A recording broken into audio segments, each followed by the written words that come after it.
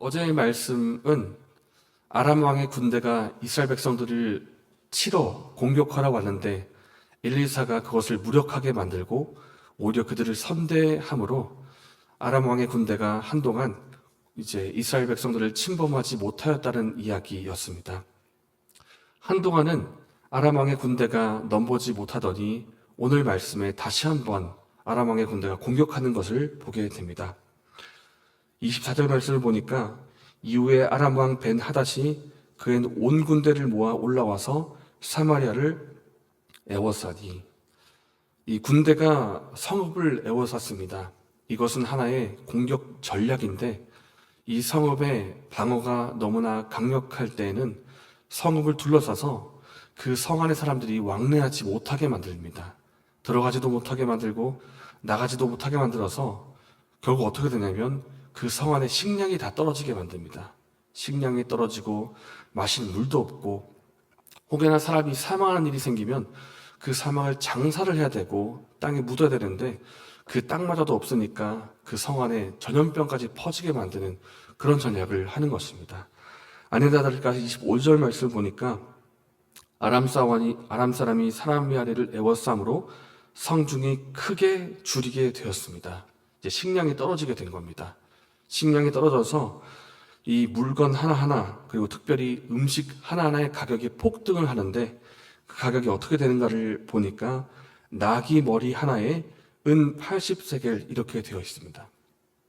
은 1세겔의 가격은 어떠한가 하면 일반적인 노동자가 일을 해서 4일 동안 받을 수 있는 품삯입니다. 그러니까 4일치 봉급이라고 할 수가 있는데, 근데 나귀 머리 하나에 은 80세겔이랍니다.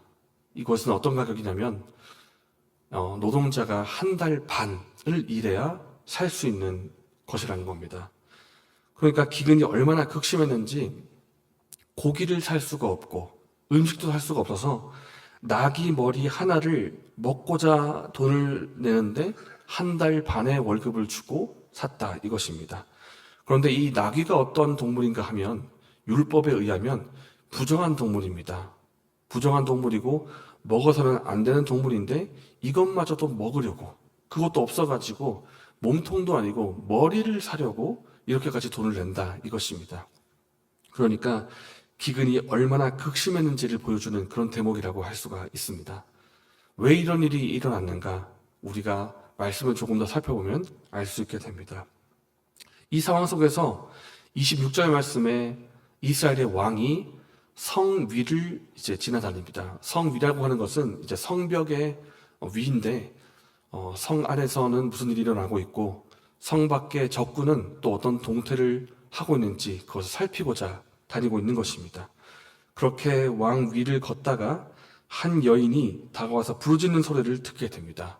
그래서 무슨 일이냐 하고 물었더니 여인이 이렇게 말합니다. 우리가 너무 배가 고파서 옆집 여인과 의논을 했습니다. 옆집 여인이 먼저 말하기를 너네 집 아이를 먼저 먹자. 그리고 나서 그 다음날 내 아이를 내어주겠다. 이렇게 약속을 하고 자신의 아이를 내어줬는데 그 다음날이 됐더니 옆집 여인이 아이를 안 내주더라는 겁니다. 그러니까 기근이 얼마나 심했는지 자기 자녀를 먹을 만큼 이렇게 심해졌다는 것입니다. 그런데 옆집 여인이 아이를 숨겼다는 것도 이제 아이가 목숨이 너무 귀해서 숨겼다라기보다는 이 상황을 볼 때에는 자기 혼자 먹으려고 그렇게 숨겼다고 볼 수가 있는 것입니다. 그 정도입니다. 이것이 왜 일어났는가라고 봤을 때는 언약적인 저주라고 할 수가 있습니다. 하나님과 이스라엘 백성 사이에 언약을 맺고 나는 너희 하나님이 되겠고 너희는 내 백성이 될지어다. 너희는 내 말씀대로 행할 때 내가 너에게 복을 주겠고 너희가 은혜를 누리게 될 것이다 라고 약속을 하였지만은 이스라엘 백성들이 그 언약을 파괴하고 우상을 숭배하고 죄를 범했기 때문에 이 일이 일어나게 된 것입니다. 하나님께서 여러 가지 어려움들을 주십니다. 한꺼번에 멸망시키는 것이 아니라 단계별로 어려움을 주실 때마다 이것은 하나님의 메시지죠. 너희들이 이런 고난을 받고 있는 것은 불순종 때문에 일어나는 것이니까 이 고난을 깨닫고 돌이켜라 라고 하는 것인데, 이스라엘 백성들이 끝까지 돌이키지 않을 때 거의 마지막 단계로 오는 것이 자녀를 삶아 먹게 된다. 너희가 자녀를 먹게 될 것이라는 저주입니다.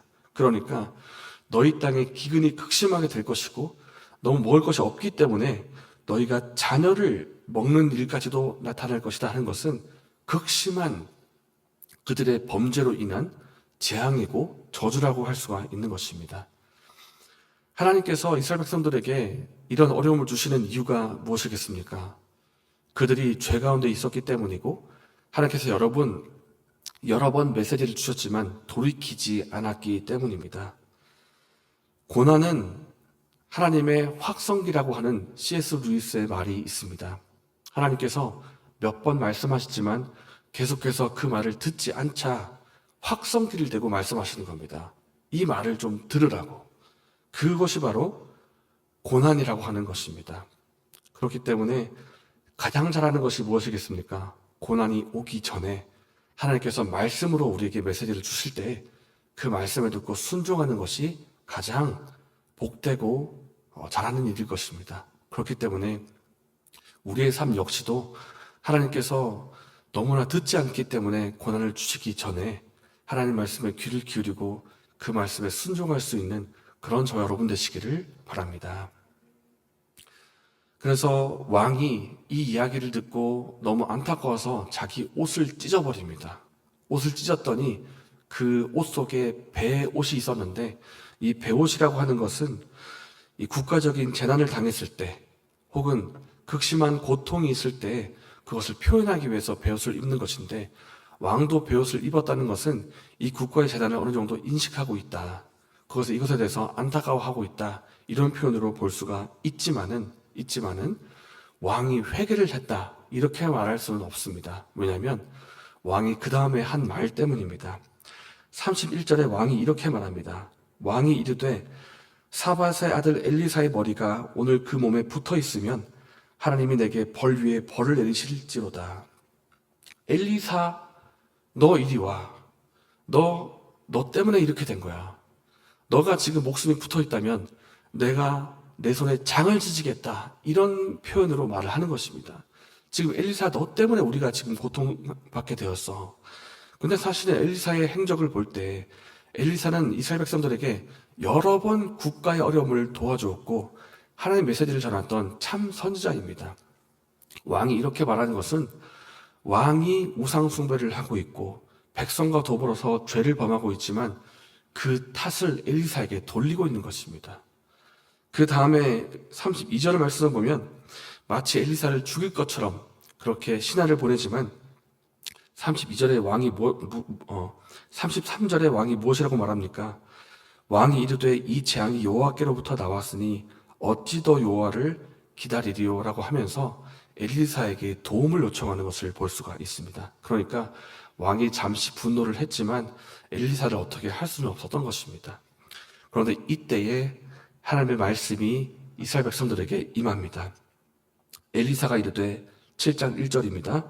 여호와의 말씀을 들을지어다. 여호와께서 이르시되 내일 이맘때에 사마리아 성문에서 고운 밀가루 한 스아를 한 세겔로 매매하고 보리 두 수아를 한 세겔로 매매하리라. 우리가 조금 전에 보았죠. 나귀 머리 하나에 80세겔이었습니다. 한 달 반의 월급이었는데 이제는 고운 밀가루 한 스아가 한 세겔로 매매한다고 합니다. 이 한 스아는 약 7.23kg 정도라고 할 수가 있는데 이 고운 밀가루라고 하는 것은 왕이 먹는 음식이나 일반적인 백성은 귀한 손님이 오실 때 내놓는 밀가루가 바로 이것입니다. 근데 이것이 이만큼 싸졌다라는 것입니다. 그 말인즉슨 기근이 사라지게 되고 하나님께서 원래의 모습대로 다 돌이키시겠다. 기근이 사라질 것이고 너희 백성들이 다시 한번 살 수 있게 된다라고 하는 하나님의 은혜를 말하고 있는 것입니다. 그런데 이 말을 듣는 이 왕의 신하가 2절 말씀에 이렇게 말합니다. 여호와께서 하늘에 창을 내신들 어찌 이런 일이 있으리요.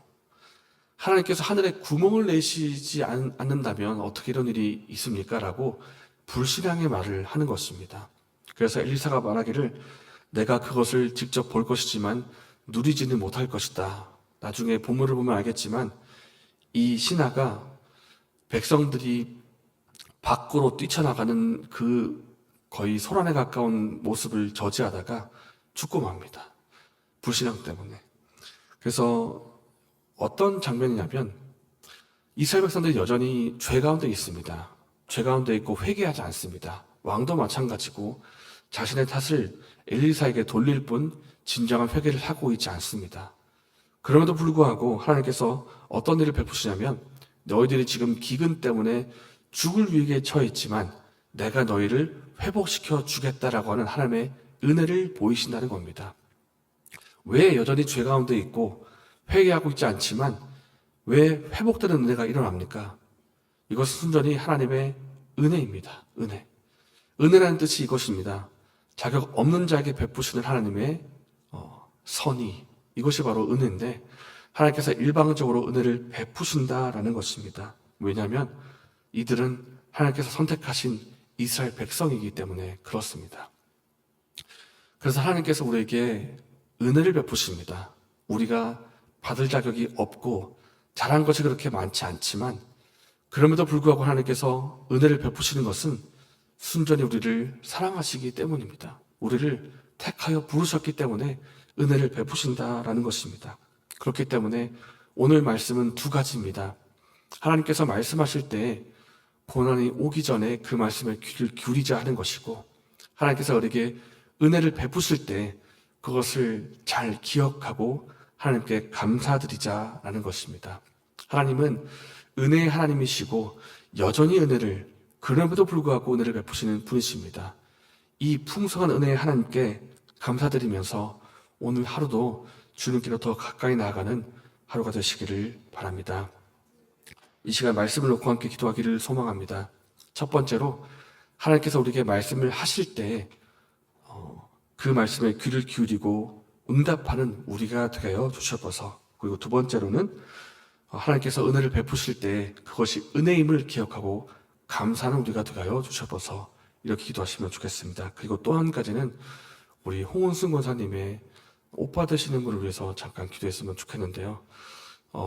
지금 소식을 듣기로는 여러 가지 지금 위기의 순간이, 삶의 위기의 어려움이 왔다가 이제 잠깐 한시름 놓을 상황이 되었다고 합니다. 그런데 기도가 많이 필요한 상황이기 때문에 하나님께서 우리 홍은승 권사님 오빠 되시는 분에게 긍휼을 베풀어 주셔서 건강이 회복되고 치유되게 해달라고 기도해 주시면 감사하겠습니다. 이렇게 기도하시고 개인적인 제목으로 기도하신 후에 자유롭게 돌아가시겠습니다.